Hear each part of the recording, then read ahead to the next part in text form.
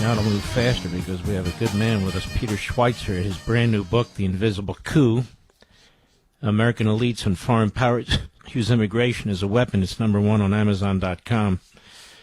I hope you saw him on Life, Liberty, and Levin on Sunday. Peter Schweizer, it's a pleasure to have you. Most people know immigration is a big problem. They see what's happening with ICE, these people attacking ICE and so forth, but they don't, and wouldn't, because they work for a living, know what's behind it. We're being conquered from within, aren't we? That's right, Mark. Always great to be with you. Thanks for having me.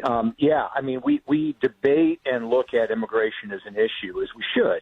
How it affects the economy, how it affects our culture, how it affects violent crime. But we have to recognize that it's actually been weaponized and that foreign adversaries, China, Mexico, the Muslim Brotherhood, and others use it as a weapon to deploy against us.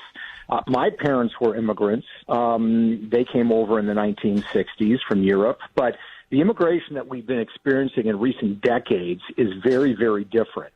It's organized, and these groups use it as a way to undermine our country, and they also use it to meddle in our politics. They see it as a tool to undermine American civilization, and frankly, it's working. So sealing the border, hugely important by the president, deserves a lot of credit for that, but there's still a lot of work that needs to be done inside the borders of our country.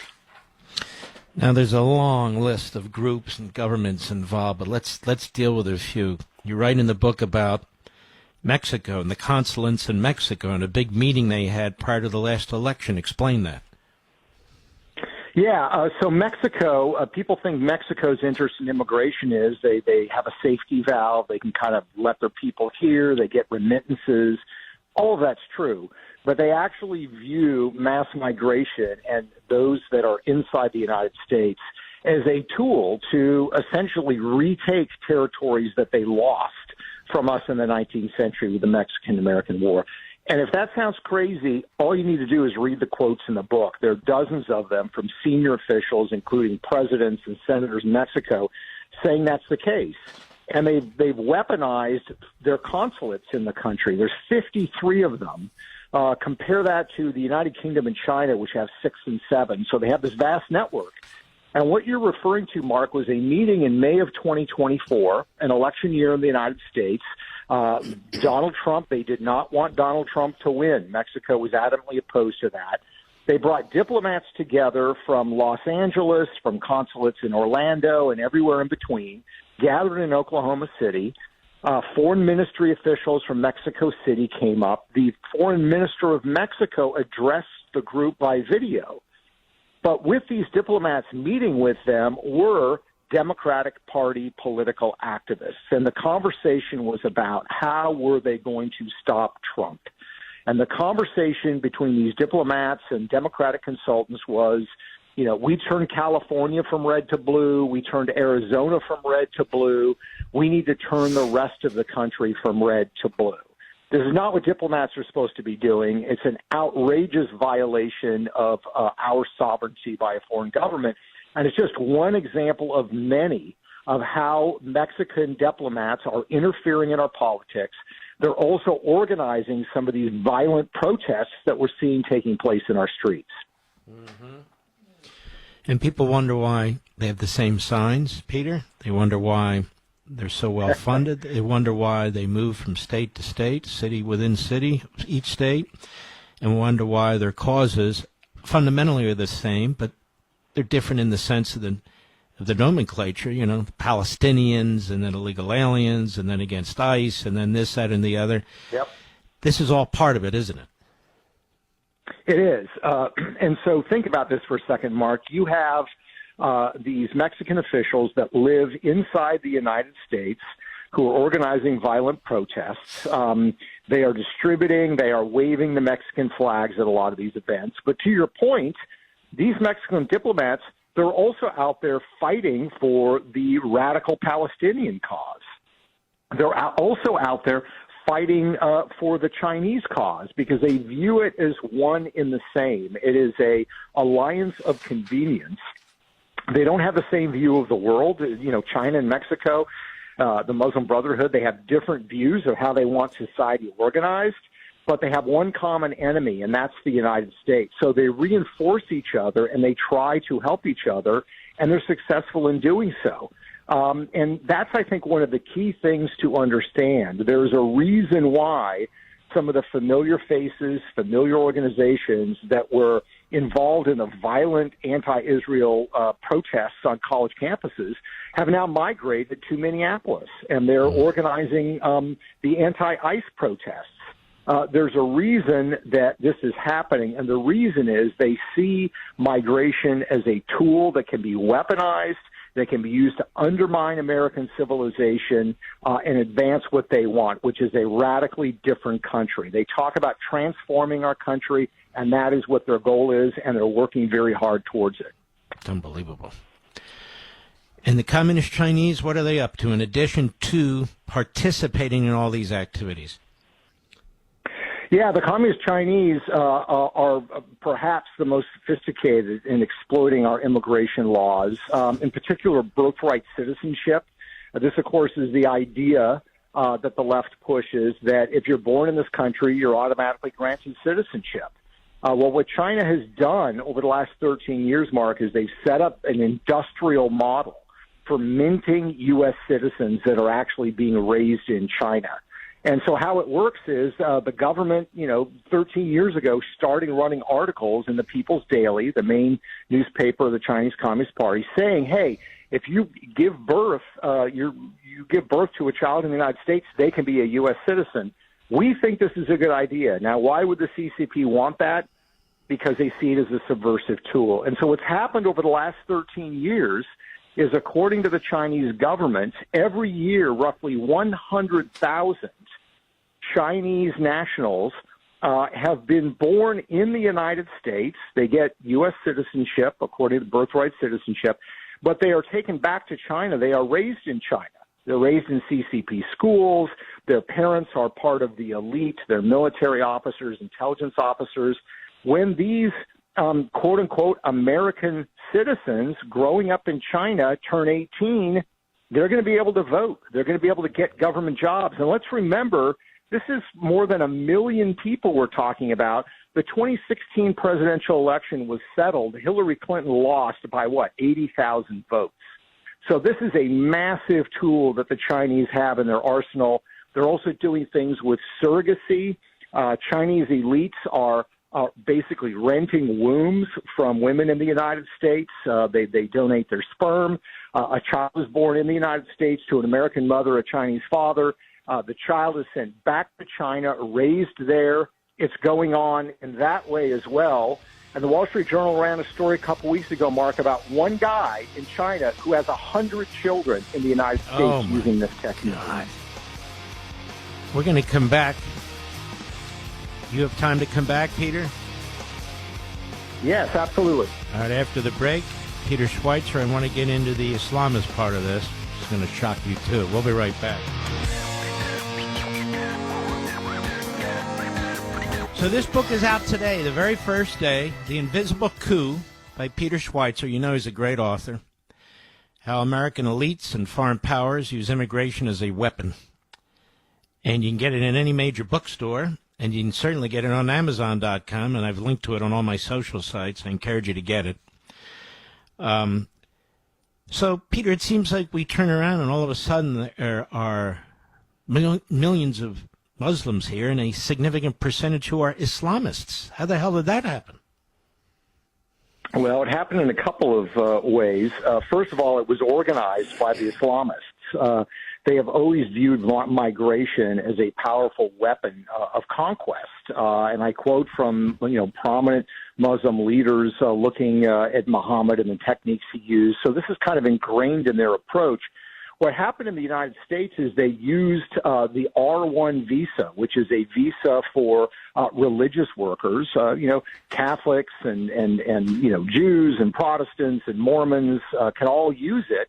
But the Islamists that use it in particular are problematic because, A, there's a lot of corruption involved, a lot of false information. Homeland Security's looked at this and said that it's a huge problem. But the added problem is that it's bringing radical clerics into the United States. So when you see videos or you hear about an Islamist in Dearborn, Michigan, or Tampa Bay making an outrageous statement in a mosque, the odds are overwhelming that that individual was not actually born in the United States, didn't live here. They were imported.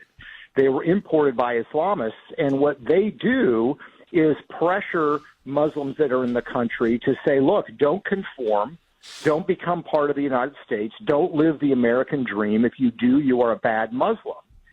The other thing they do, Mark, is that they preach, and I quote extensively in the book, them stating that the fraud that we're seeing, for example, among Somalis up in Minnesota, they actually praise it. They say that this is actually a tax, so to speak, that non-Muslims pay to Muslims, non-Muslims pay to Muslims, and that public assistance is a way of carrying out this righteous act. So you actually have these imams that are encouraging fraudulent behavior because they view it as a form of civilizational warfare against the United States. We have not woken up to the fact that immigration has been weaponized by these entities and by U.S. elites that want this behavior, elements in the progressive movement, elements in the Democratic Party who see the political advantages of aligning themselves with these foreign entities. Mm-hmm. And this is one of the reasons why the court really needs to uphold the Constitution, but it's also one of the reasons they're going to be under immense pressure not to, right? Yes. Birthright citizenship. Look, there's a reason. Exactly, Mark. I mean, there's a reason why we see the violent resistance to ICE. It's not out of humanitarianism. It's because progressives and Democrats realize this is their constituency. Bill Clinton figured out back in 1996, the Democrats actually looked at this. They found that if somebody becomes a U.S. citizen, there's an 80 to 85% chance they're going to vote Democrat. Now, as the generations go on, that number reduces dramatically. By the time you get to the second or third generation, it becomes closer to 50-50. The problem is you're looking at basically 40 years where you have a constituency that's going to vote overwhelmingly Democratic. And birthright citizenship is just one of those elements. And Mark, you are obviously the legal scholar. I'm not. But there is the question, I think, that the court has to understand that birthright citizenship, what's happening is not random. It's not somebody who happens to be on vacation in the United States, gets pregnant, has a child, and it happens sometimes. It's happening on an industrial scale. It's organized by foreign governments for the explicit purpose of subverting us. And the court, has found before the Constitution is not a suicide pact. You are allowed to protect if you believe the in integrity of the country. Yes, exactly. These people don't. And then we have this Marxism aspect to it, liberation theology. Explain that. Yeah, so this is how the Catholic Church, the recent Catholic Church, got so heavily involved in the sanctuary movement and in saying that we should not have any borders. It's liberation theology, which is the idea that the teachings in the New Testament, the teachings by Jesus, aren't really about spiritual redemption. They're not about spiritual growth. That actually what he's talking about is changing society in a Marxist way. That's what liberation theology argues. And so they view, the real problem is not sin. The real problem is not Satan. The real problem is not evil. The real problem is capitalism and Western civilization. So this has become a huge strain within the Catholic Church, certainly with Pope Francis. I quote his mentors in Latin America, where he grew up saying he's a liberation theologist, and we're happy for it. He really did this, put this on steroids to where the Catholic Church not only made a lot of money because they got grants for handling refugees, but pushed for this notion that mass migration is good because it's going to transform the United States. They think this is a good thing. So again, it is something you would not expect, Catholic liberation theologists to be working with Islamists and having common cause, but they do, because they share a common goal and a common enemy, and that is the United States. And the way that they want to defeat the United States is not in a shooting war in a battle that they know they can't win. It's by fundamentally transforming the country and our culture through mass migration. So you have the fusion of all these elements. And people would say, well, they're very disparate, you know, illegal aliens from Mexico. You've got Islamists who've got their fundamentalism that they're trying to impose on the nation. Then you have the Marxists who don't even believe in God. So why are they all working together? Well, you know, it's interesting, Mark. I recount in the book a story that took place in 2007, and that's the year that Che Guevara, the enforcer of the Cuban Revolution, that nasty revolutionary that butchered so many people, and you see these leftists with T-shirts of Che Guevara on college campuses, his daughter and son, who of course are grown adults, made a trip in 2007 to Tehran to visit with the mullahs. Now, they are, being Che Guevara's children and communists, are Marxists. And when they first met with the mullahs, the meeting didn't go well because the mullahs, you know, were talking about God and they were saying we reject God. But once they brushed that aside, and they did, they came to the conclusion that they were going to work together, that the left and the theocrats in Iran could work together because they had a common goal. And that common goal, as they described it, was the destruction of the United States of America. So that's why we have today this crazy situation where left-wing Marxists who are pushing trans rights are working with Islamists who want to kill trans people and gay people, and they're prepared to do it because they have a common enemy. What a lot of the people on the socialist left have to wake up to is the fact, and I quote them in the book, is that Islamists say, look, when we win, first thing we're going to do is kill the people that have been working with us. So it is a marriage of convenience, but they are doing it because they have this common passionate goal, which is to destroy the United States. And that's not unusual. That's what Islamists do to Islamists. That's what Marxists do to Marxists. I mean, you know, after the Lenin Revolution, the Russian Revolution, you know, Stalin was busy wiping out his opponents. And you can see the same with the Islamists, wiping out others. And this is the bottom line. But the core of it is to destroy the West and especially the United States. And Peter, I think the Republicans through acquiescence, but the Democrats through affirmative steps, especially the Democrats. This is their agenda. I wrote this book, The Democrat Party Hates America, and I put, you know, chunks of this in, certainly not the extent of your details here. And you really have to hate America to be a political party to do this to our country, don't you? Yes. You have to hate the country, and you also have to be wildly cynical and manipulative. Because what they've decided is that we get such a political advantage by aligning with these people. It's become a core part of their party. Even though they have to know what the ultimate agenda of these groups is, they don't care because it gives them political power, at least in the short term. And I think the challenge that Republicans have is they need to wake up to the fact that immigration is not just about jobs and wages. That's important. It's not just about getting these thugs off of our streets. That is absolutely important. We have to look at what is actually going on, which is this is a civilizational war. This is what our enemies tell us. This is a civilizational war against the Judeo-Christian West. I quote in the book a Chinese theoretician who's very close to President Xi, and he says, our goal is to destroy Western civilization and its obsessions with individual rights and replace it with our superior civilization, which is, of course, Marxist and counter to individual values. That's what's at stake. This is not ultimately about jobs. It's not ultimately about violence in our streets. It's about the very core survival of our civilization. And they're quite optimistic, Mark. They don't like the Trump deal the border, but they feel like they can win this battle as long as the United States is asleep.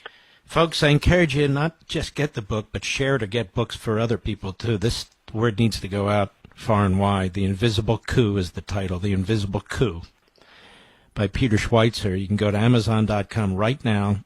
Any major bookstore, I will say Barnes & Nobles are popping up all over the place. They're beautiful stores.